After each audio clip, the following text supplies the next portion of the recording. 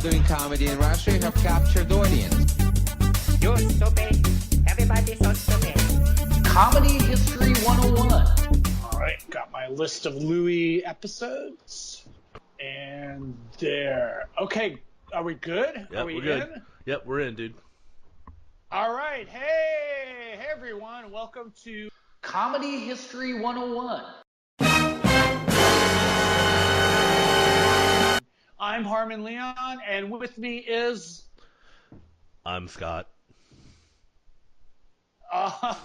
See what you're doing there. You're underselling. Whoa, where did you learn that from? That was my comedy robot voice. Yeah. Comedy robot. Yeah. I thought comedy robot sound, it's the underselling comedy robot. Yeah, that's what he does. Like he speaks in a, I undersell everything. I do not know I am a robot. Happy New Year to you. Hello. I lack emotions. How are you? Because I am a robot. Hello. Welcome. Yeah, so Comedy History 101 is essentially what the title says. It's a history of things. I guess here's how I preface it, you know. Maybe this should be our iTunes description. It's things mainly we like in comedy. Comedy's been very influential to us, and largely until we run out of ideas. These are, for the most part, well, in the early episodes, things we really love in comedy that have influenced us. And jumping right into that, Scott, when I say the name Louie Theroux, what comes to mind? Mosquito Coast. That's Paul Theroux. Oh, okay. Oh, that was his dad. That's the whole. He comes from a famous family. He does come from a famous family. So what initially comes to mind? Oh, well, documentaries, of course. I remember seeing him on TV Nation back when that started. Ah, yes, indeed. So Louie Theroux, if you don't have access to, say, the internet or Wikipedia, he is a British documentary filmmaker, largely known for his documentaries on the BBC. His father is Paul Theroux, and you pronounce it Theroux, like true. Yeah, not Theroux. Right, yeah, no, not the French one. And also, here's something funny. All right, good. Go ahead, dude. I'm not going to step over you. Okay, Go no. ahead. I was just saying, you called him a British filmmaker. Technically, he's British-American. Yeah, he's half American. But if you go to the point where, well, he grew up in London. Right. But would spend his summers in Cape Cod. Yeah, so not too bad. Yeah, but, okay, so if you go for where he went to school, which is he went to public school, and we say that we mean private school, Westminster, very famous school for kids of media. That's what he said. I heard a recent interview, and then he went to Oxford. So I guess if you want to say where he went to school and where does his accent come from, I would say very British. Right, but his dad's American. But yeah, his dad's American. Right. Sure. And he also has a cousin, Justin, and it's weird. His cousin pronounces his name Theroux. Okay, yeah. And his cousin is Justin Theroux, who you might remember from Mulholland Drive. Yeah, and I thought the David Lynch movie. Yeah, I thought they were brothers, but they're not. They're cousins. I thought they were actually half brothers a while ago, right. And then I heard him interviewed on WTF, and he said that's his cousin, and his uncle pronounces their name Theroux. Yeah, interesting. And I think, isn't he? If we get to go, because if we're going for the ratings, we got to do a little bit of celebrity gossip. Mm-hmm. And I think his cousin is kind of married to someone famous. Is that not true? Was it what's her name, Aniston? Yeah, Aniston? with the hair. Yeah, I think that's who he's married to. Yeah. So Louie Theroux's his style is like he's been a big influence on my comedy, mostly for like journalism stuff, because he's an immersion participatory journalist. He gets right into the heart of the action, and he participates within the story. So he's as much part of the story as the characters, and he's in search of like weird and strange subcultures. I mean, initially like Louie Theroux's Weekend, but later which I consider his older, funnier stuff. Okay, yeah. And lately, almost like us, like the videos we make, his later stuff is like more serious. Some of them are just really just grim and depressing. Like, did you see the one Drinking to Oblivion? I saw bits of that. The one I watched, the one of this oeuvre that I watched all the way through was the one about the meth. City of Meth. City that's addicted to meth. Yeah, those are pretty good. The City of Meth is more like, the Drinking to Oblivion was just like it was like this guy, I don't know, he's like an accountant or something, and he would just seem normal, and then just couldn't stop like drinking. Yeah, it was just so grim. Yeah, spent a lot of time in hospitals and things like that. Yeah, like over here is where you can get those 2-liter bottles of cider for like £1 or something. Yeah, and that's like, and that cider is what is it called? Like Scrumpy Jack? Yeah, there's Scrumpy Jack's actually kind of one of the more hoity-toity ones. Upscale. Really? Yeah. I mean, it's not super upscale. I'm just like on the ones I'm thinking about. It's like there's one called White Lightning. Oh God! Yeah. So like when I was in, I did a university exchange program where I got a work exchange. So I worked at Harrods department store, and then for a few days I worked at a liquor store. I think by Victoria Station, and just the homeless guys would always get the cans of Scrumpy Jack paid Scrumpy for Jack. like in really dirty coins that you didn't really want to touch. Yeah, that's the old Scrumpy Jack. Oh, Yeah. So the best way to describe Louie's style, here is a quote from him. What I'm good at is getting to know people and trying to build a relationship over a few weeks and trying to get to the truth. So what I love about his style is he's just so kind of non-threatening. How you doing? BBC Two, how's it going, Louie? And it's like, just people really like Louie, you know? But he doesn't steer away from, asking the tough questions. His first series, which lasted like 3 series they filmed for the BBC and then was shown in the States on Bravo, is Louie Theroux's Weird Weekend.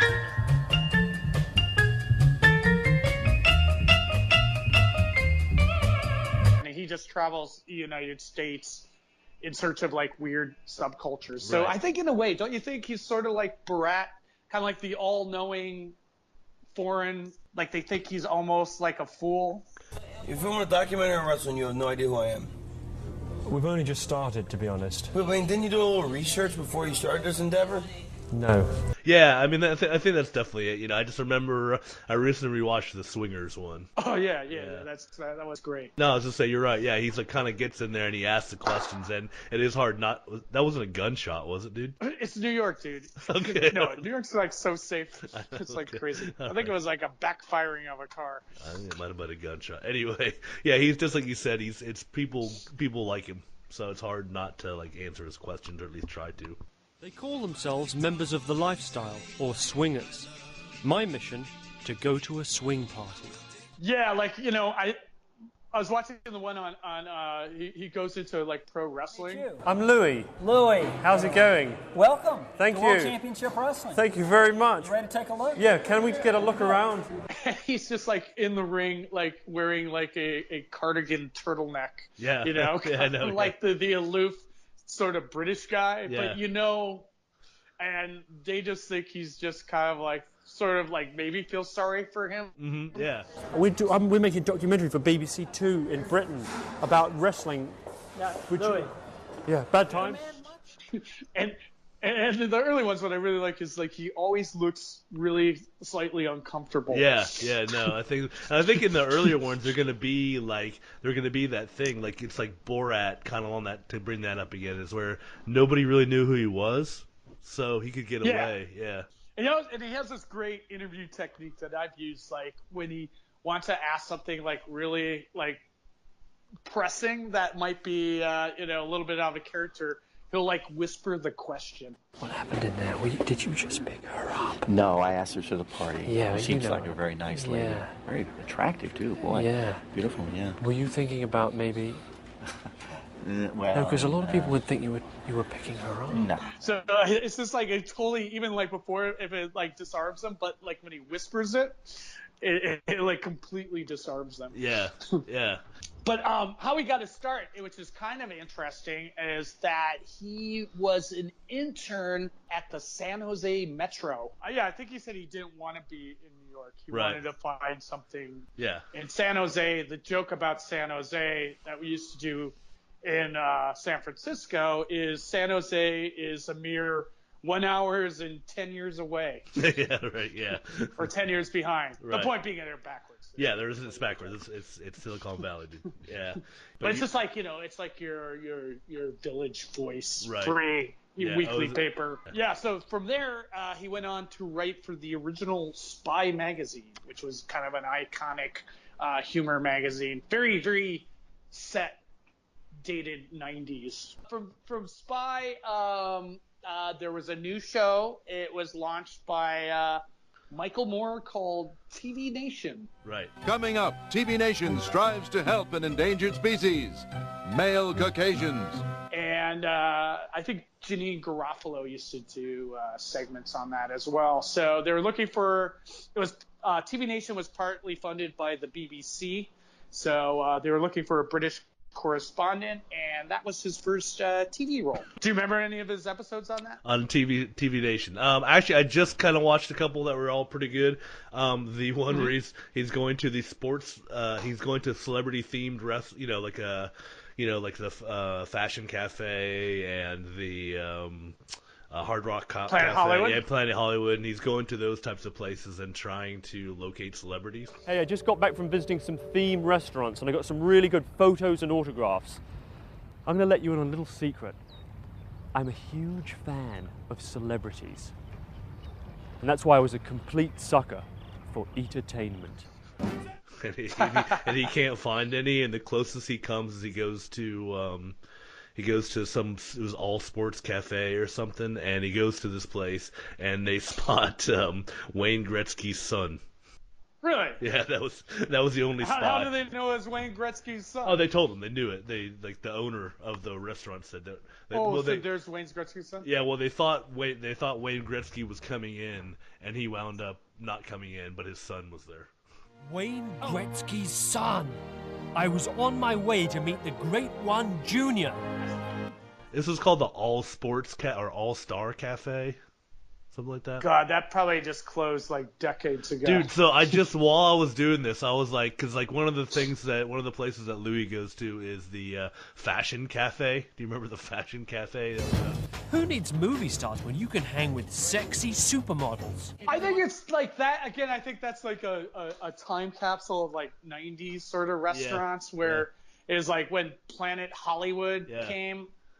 And there's no more Planet Hollywood. I mean, I think the only one left is really Las Vegas, where they have the Planet Hollywood Casino or whatever. Yeah, so maybe it's just a restaurant. I don't know. Apparently, the Fashion Cafe closed in 1998 under all these money laundering charges. Holy shit! Yeah. So it's pretty good. So it was apparently it was the two Italian guys. So it was Naomi Campbell, Elle McPherson, Claudia Schiffer, and Christy Turlington who kind of like were the faces of it, and they invested, I guess. But these two Italian guys, Tommaso and Francesco Butti from Milan, were the guys who were the real money behind the whole thing, and they just were basically just like siphoning money out of the cafe the whole time. Oh shit! Yeah, and thus it's no more. Yeah, they went to jail. Yeah. Oh wow. But the one I remember was when he interviewed like the Klan was trying to rebrand themselves. Right. Like a kinder, gentler Klan. So I think that was like probably the most memorable one of his TV Nation ones. Do you hate being called a hate group? The white people are my family. Yeah. I love it, but that doesn't mean I hate anyone else. I mean, hating people is stupid. Right. It's just a question of loving some less than others. So TV Nation, he got his awkward style. Like he said, like he bought like this new suit jacket because he wanted to look like a sharp correspondent, but it just made him look more awkward. And just that he just always looked awkward on camera. Yeah. Which came to play like later on. That became like his shtick of just really looking uncomfortable on camera. Yeah, definitely. Yeah, and then from there, he started Louie Theroux's Weird Weekend. What are some of your favorites from that? Well, like I mentioned before, I enjoyed the Swingers one. That was pretty interesting. Before we go any further, you don't have to do anything you don't want to do, okay? I'm fully clothed. What am I going to do? he digs into it, and then he gets to do a follow up. Like he meets a woman who's going to help him get dressed for his swingers party, and then teach him about the swinging lifestyle. And then at the end of the episode, she wants to do another interview with him. She comes back to him and she's like, "Oh, by the way, I'm lesbian now." So she thought she was hitting on him. Well, no. It was the beginning. She thought she was like a hostess at a swinger club or something, but she didn't like indulge. Like she didn't date anybody from there. Yeah, it was kind of weird how it was all set up. And then at the end, so he finished the episode, and then she comes back, and he's like, "Oh, by the way," they do another interview, and she's like, "I'm lesbian now."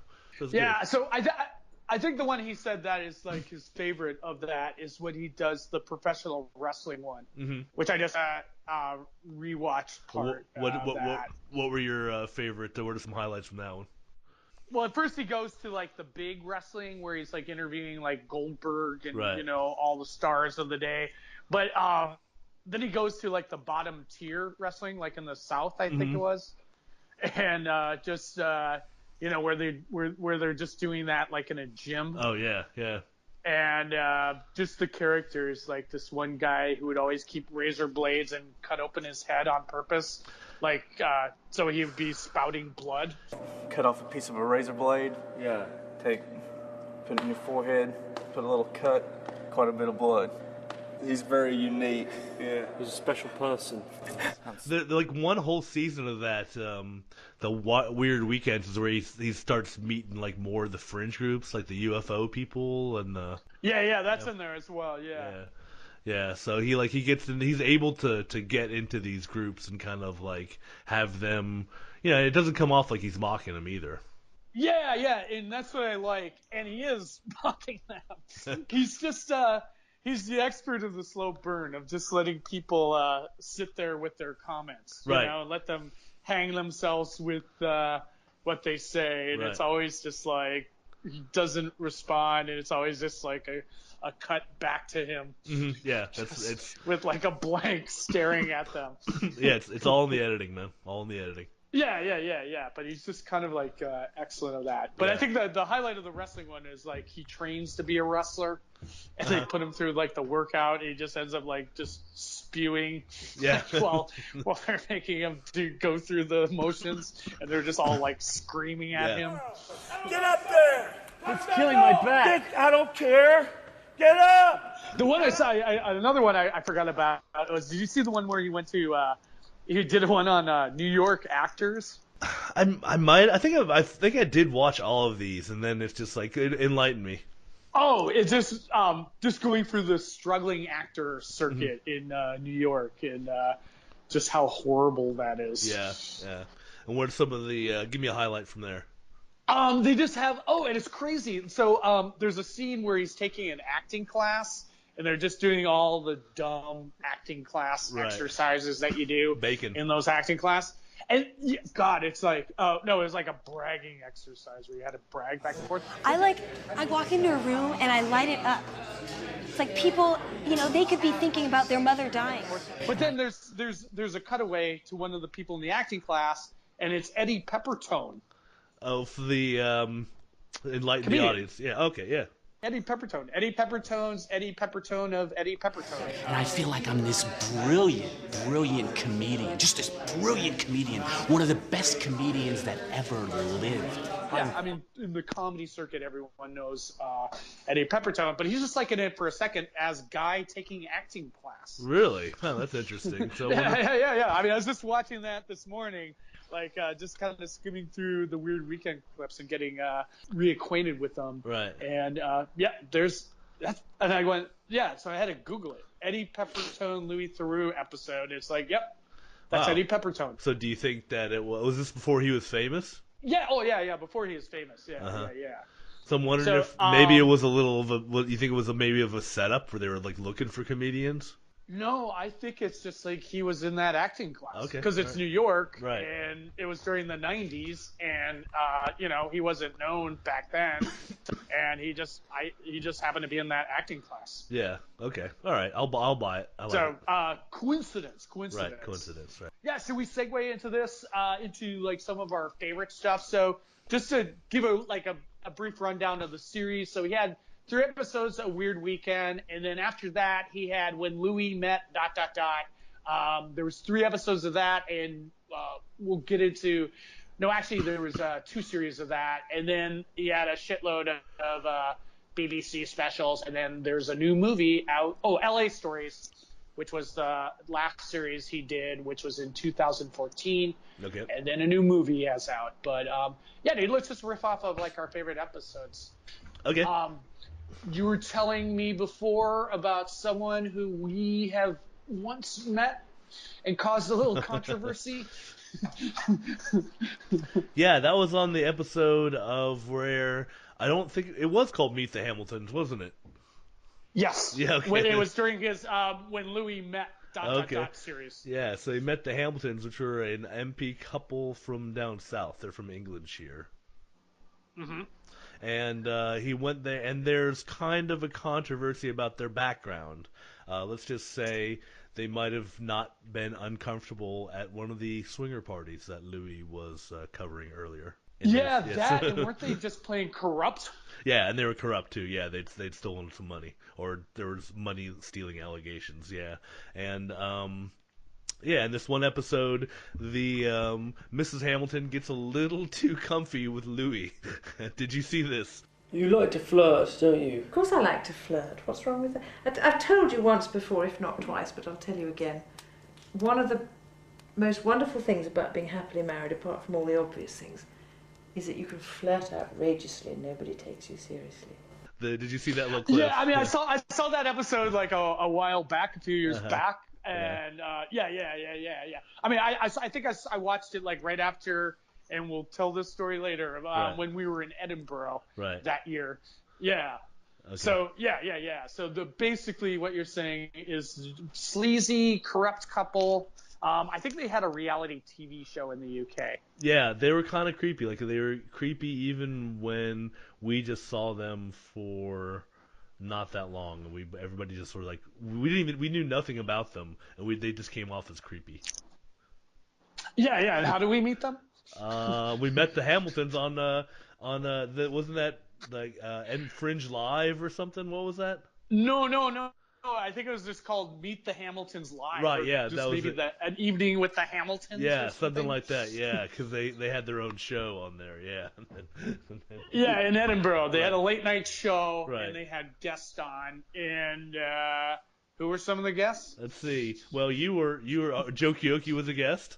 And then we were the guests, dude. Yeah, well, yeah, we were the guests. Anyways, we went. Our show, Joe Kioki, went on the Hamiltons, and let's just say this was during the era when we were at a venue that would give us as many free drink tickets as we wanted. Oh dear. Oh dear. Which lasted how many days? 2. 2. Yeah. Because why? We were poor and struggling at the time, and if they were going to give us free drink tickets, and now we were going to use them. Yeah. Now we're not poor and struggling anymore, right? It's all. Yeah, well, you're all right. That was back in our GRV days. That's the GRV. So that we'll have to have a whole episode in the Fringe. Oh yeah, definitely. So anyways, that was an episode of Louie. So I think his most famous episode that everyone across the board says is when he went to the Westboro Baptist Church. Mm-hmm. And he did two documentaries on them, the most hated family in America. But am I right in thinking, though, that you know that Jesus actually wasn't a big thing for him? He had other priorities rather than homosexuality. See, and it's not one of the 10 Commandments, is it? And I think you have first-hand knowledge of this, so why don't you tell us a little bit more about this part of the episode? Yeah, it was just funny. All the girls are just like flirting with Louie. It's just crazy. Yeah. But so then I did a story on the Westboro Baptist Church, and so that was like one of the first questions I asked them. It was like, "What? Did you guys get along with Louie?" And it was like, yeah, he was pretty nice. Yeah. And everyone liked him except there was one guy in the Westboro Baptist Church, and he was the most intense one of them all, that he wasn't even like, it's like a family, and their whole church is like, they're all family members. There's like 75 of them, probably less now because some of the daughters have like recently left. But one guy, he was from Florida. He moved his entire family up to Topeka, Kansas and like moved next door to the Westboro Baptist Church. Is it true that you first came here as a documentary filmmaker? And Yes. So you brought your family here all the way from Florida? Mm-hmm. And are you glad you did that? Absolutely. It's the only thing that I, at the end of the day, can say that I'm really, really glad that I did. And he was the most crazed one of them all. Like he moved his he had kids and a wife, and they moved from Florida to live next door to the Westboro Baptist Church. But he didn't like Louie. Okay, so he was the standoff. He thought he was a smartass. Okay, all right, a little bit, yeah. So which one did you see recently? Probably one of the most famous ones is his Jimmy Savile one. Maybe you just want to give a little summation who Jimmy Savile was. He's a British DJ and TV presenter. He presented on the show Top of the Pop for quite a long time. I think he started back in the 60s all the way up through the 90s, I believe, but he was on there for a long time. Kind of, the thing is, he was kind of a, everybody's pal kind of guy. He also had a couple other offshoot shows, like one called Jim Will Fix It, where he would go and kids would write into him with problems, and he'd show up and he'd fix the problems. And he was just kind of he's a known kind of TV personality guy. But he was just kind of had a really outlandish appearance. He had this crazy white hair, would always be wearing sunglasses, liked to smoke cigars, and frequently would appear without a shirt. He'd be like wearing a suit jacket with no shirt and stuff. And when you look at the guy, especially in the 70s, when you look at him, you're like, there's something going on with this guy. But apparently that was all kind of in the background, and it's what's kind of come out now. Or what's coming out now is that he got he was knighted, and then it's coming out that he was abusing children and underage people the whole time. And here's something I just listened to. There was an interview with Johnny Lydon of the Sex Pistols. Right, I was going to bring that up. Yeah. They played he was on. Maybe this one's from a couple years ago, but he was on Piers Morgan, and Piers Morgan played a tape from the late 70s where Johnny Lydon just called it. Film. I'd like to kill Jimmy Savile. I think he's a hypocrite. Weren't I right? I bet he's into all kinds of seediness that we all know about, but not allowed to talk about. I know some rumours. I bet none of this will be allowed out. Yeah. Oh, yeah. Apparently, yeah. I mean, that's kind of why everybody's so angry. It's like, so many people knew. They knew what was going on, and it was like this kind of circle of conspiracy of silence where nobody was going to say anything. He was like friends of Lady Di and Charles. Yeah, and the Queen. Yeah, he would run these hospital charities. Because that's kind of where it starts getting really creepy. Because and he was always like, I'm around kids all the time. And then you start finding out, oh well, this is kind of why. Yeah, and the Louie doc in the first one, it's like they have a really friendly rapport, and Louie never really presses him on it, and that was one of his regrets. And then he did a follow-up documentary, which came out. Did it come out last year? 2016. Yeah, where he went and Louie after. So the first doc was made before it was disclosed, all these, all these stories about him actually came out and were confirmed.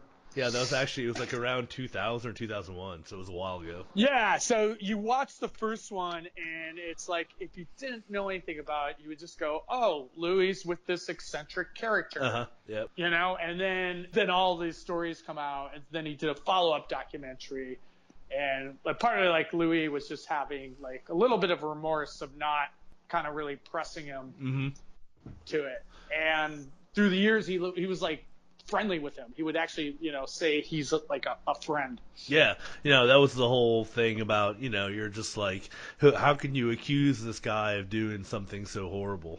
When look at all the good he's doing. Creepy all around. Yeah, was he doing the charity out of the good, or was he just doing that so he can get away with it? Yeah, the whole thing about because he lived with his mom for a long time. Oh yeah, that was creepy in the doc. Yeah. In the documentary, he has all her clothes dry cleaned every week.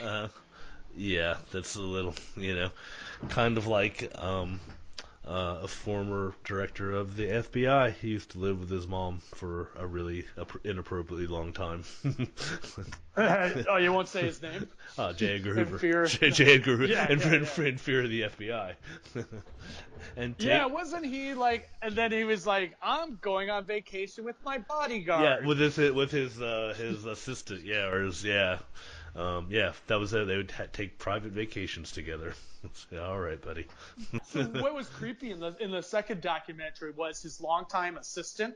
Remember that woman, and who just like he just fired.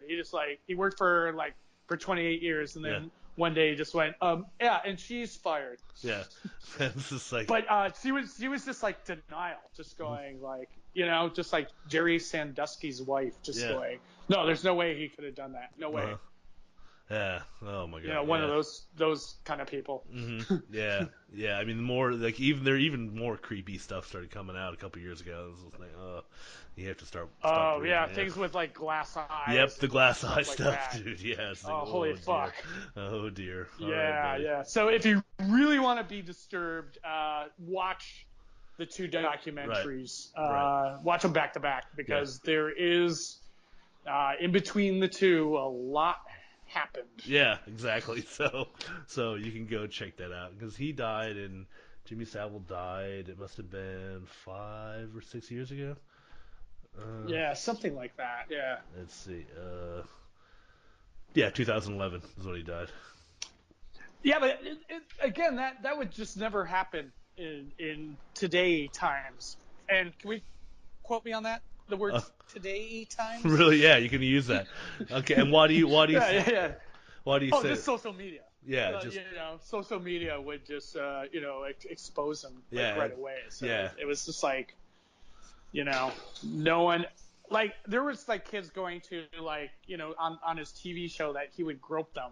Yeah. And there's something like on YouTube I saw like this woman's like she's an adult now, and she would go and tell like the production assistant, and the production assistant would go, "Oh, that's just Jimmy." Yeah, that's just him being weird, creepy dude.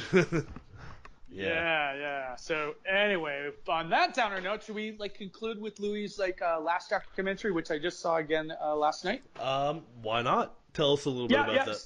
Oh, so his latest documentary, I think it's it premiered in the UK last year, but I think it's since he's doing interviews now that it's about to have a run in the States, but it's called My Scientology Movie. Good title. It's Louie's take on investigating the notorious Church of Scientology, founded by L. Ron Hubbard and headquartered in Los Angeles, correct? That's their headquarters. Yeah, I think it's like a little outside of Los Angeles because they would drive to that compound that was called the Golden Era Productions or something like that. Yeah, man, that whole it was good. It was a good behind the scenes. What was interesting is I'd watched not too long ago. I'd watched the other Scientology movie that had come out. The HBO one? Yeah. The who was that guy? Oh, that's a good one as well. Yeah, that one I actually, if you compare Scientology movies, I actually thought that one was better in that it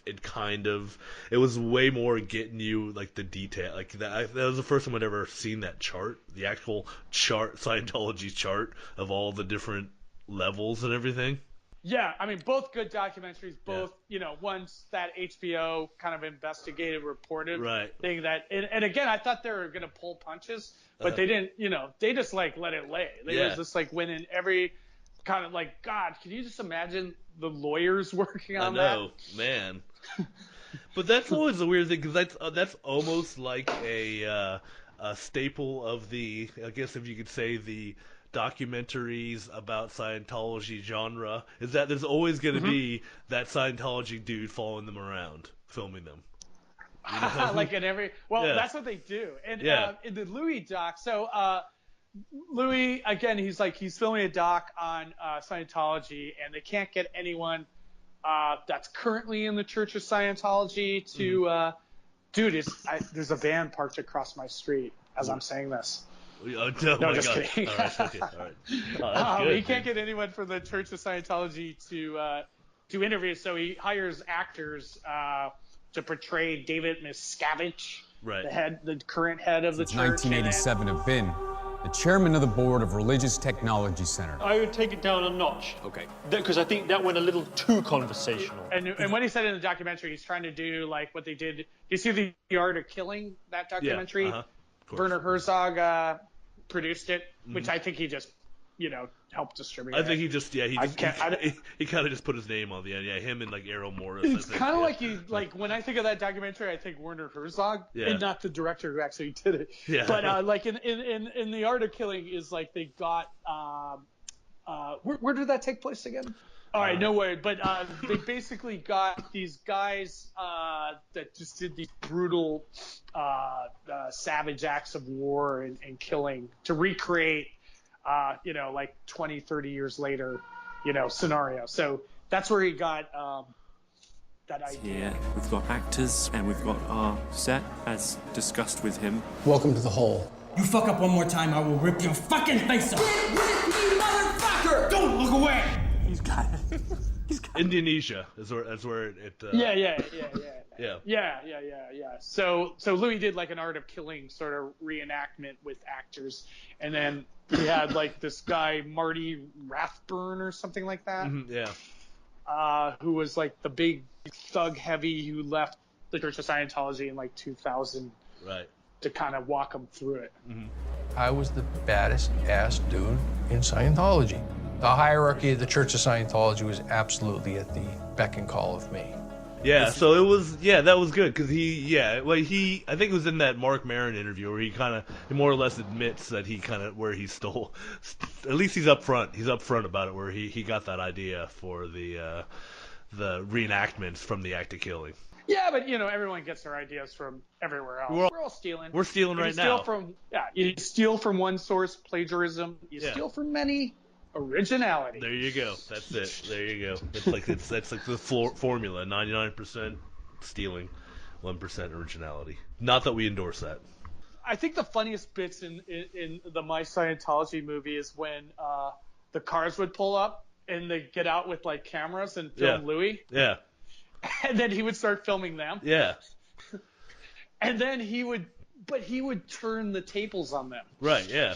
Every time. Yeah. Because they would just go, what are you doing? You can't be here. And it's like, why are you filming me? It's like, why are you filming me? Yeah.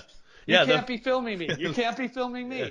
And then he's like, what are you doing? And he's like, I'm doing a documentary on Scientology, and I can't get anyone from the Sea Org to talk to me. Will you talk to me? Yeah. And then they just like quickly get in their cars and get away. Yeah, that was the best part. Instead of getting mad, he would try to interview them, and so it worked. It was a good technique. Switcheroo. So this is good. Like, let's just keep the conversation going. Well, we're done.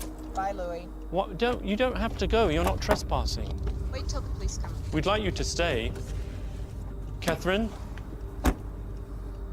can we talk to you? I don't understand where the Scientology people would get off. Anyway, that's opening up a whole can of worms. But like, where would they even get off going? Where would they even get off going?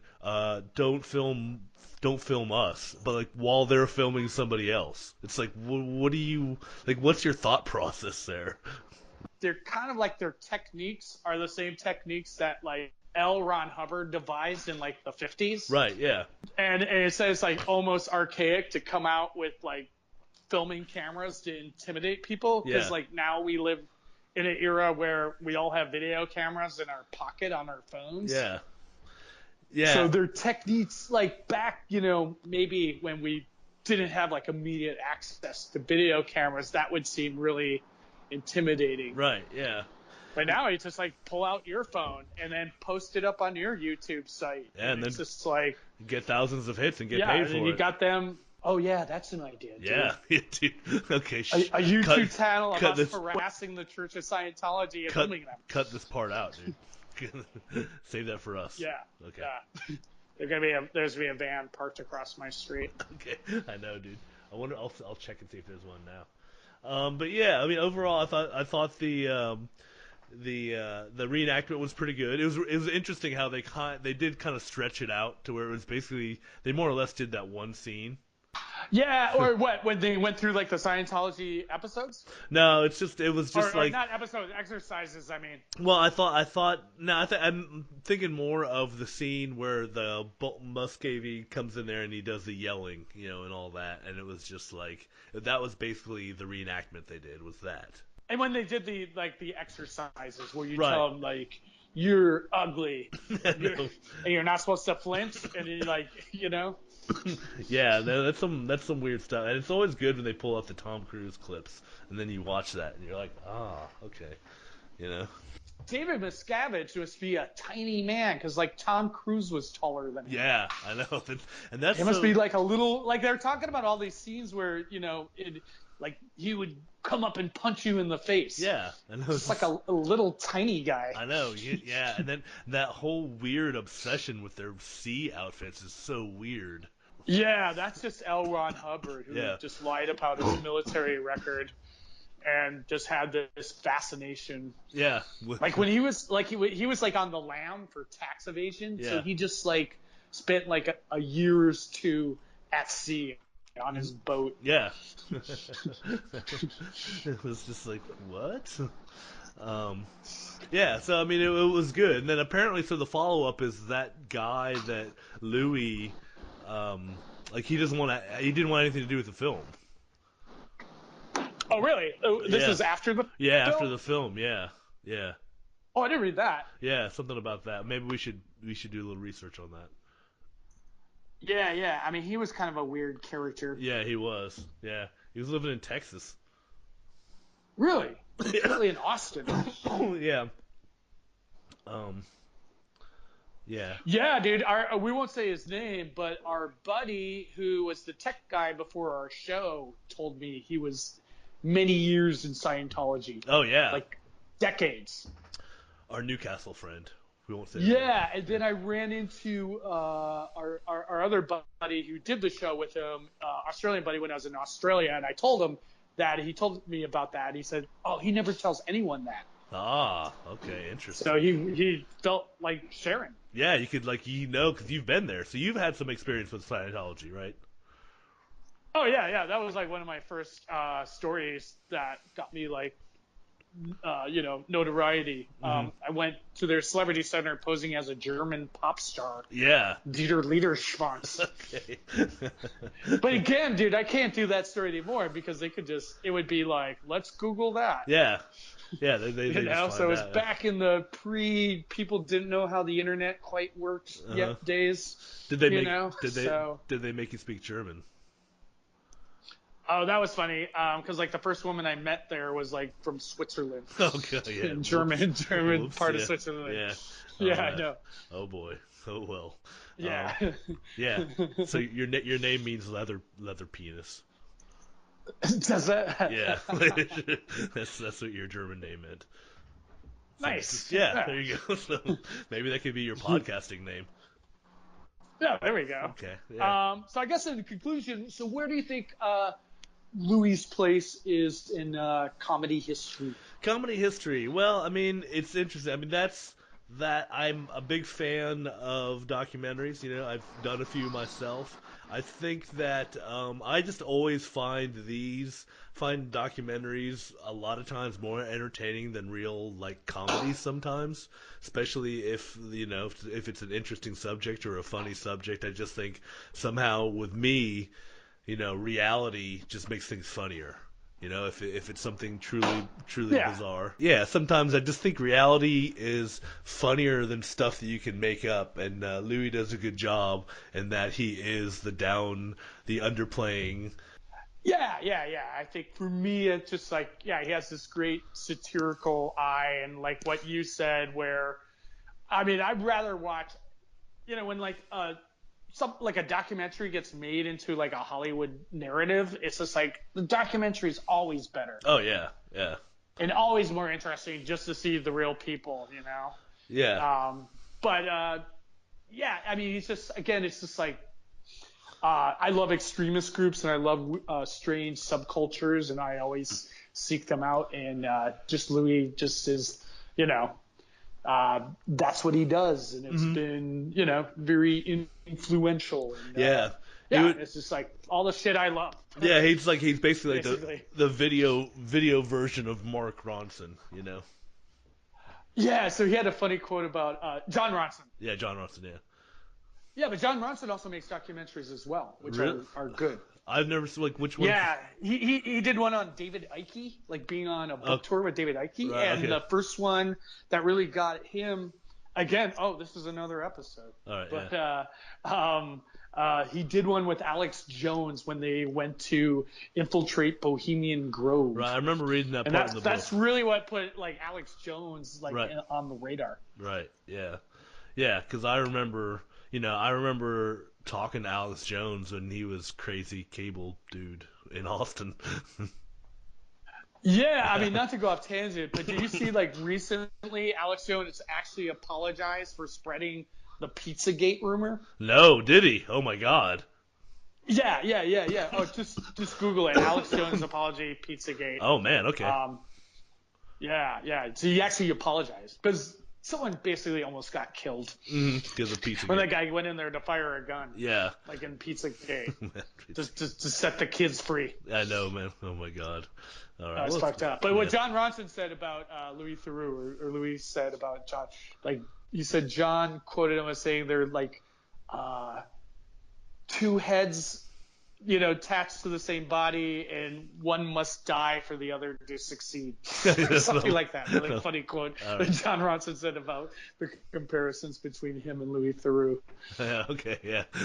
Yeah, it's pretty good. There's some good stuff. So I think Louie's place in the history of comedy is secure. Well done. That would be my... Boom. And I do have... Decades of documentaries. Yeah. Should we plug away? Where can people find us and all that? Well, from the... That's a good question. Get ready to do some editing, Harmon, because... Yeah, no worries. You can download more episodes on our website, rtcksave.com. That's right-click save, rtcksave.com, where you can find all our podcasts. You can download them there. You can subscribe. You should also be able to find us on iTunes and Google Play. Yeah. So like us on iTunes and give us some comments, because I'm sure we were factually not correct with a lot of information. But, we're just playing off the top of the head, but we are fans of Louie Theroux, so, Yeah, I mean, if we missed something, of course, we'd love to hear from you as well. But in a nice, pleasant tone. Yeah, in a nice, just don't be mean to us. Not like a Milo troll sort of way. What's a Milo troll? That guy Milo Yiannopoulos, Oh, yeah, that guy. No, we hate him. Yeah, the king of the trolls. Yeah. All right, and also, ready? You can also find us on Twitter at RTCKSave. And I'm at Harmon Leon. And I'm at Scott Colonico. And check out our other podcast called This is the President, which you can find on my website, scottcolonico.com, and you can also download it at iTunes, Google Play, and Stitchify. Stitcher. That's it. Yeah. And until next time, this has been Comedy History 101. So do we do that together, or do you just do it? Yeah, we can do it. And this has been the History of Comedy 101. Maybe we'll just... Yeah. You're stupid. Everybody's so stupid. Good thing about doing comedy in Russia, you have captured audience. You're stupid. Everybody's so stupid. Comedy History 101.